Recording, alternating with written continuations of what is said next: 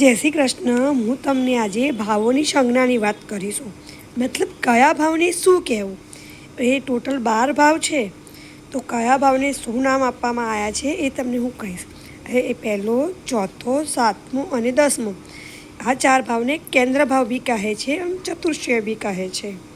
બીજું પહેલું, પાંચમું અને 9મું એને ત્રિકોણ ભાવ કહેવામાં આવે છે।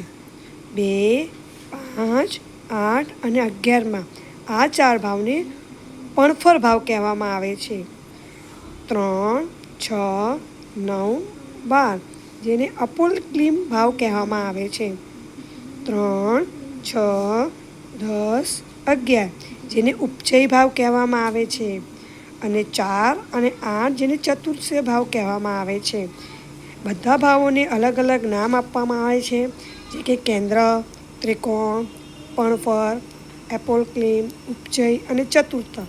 આ ભાવોના નામ યાદ રાખવા બહુ જરૂરી છે। જય શ્રી કૃષ્ણ।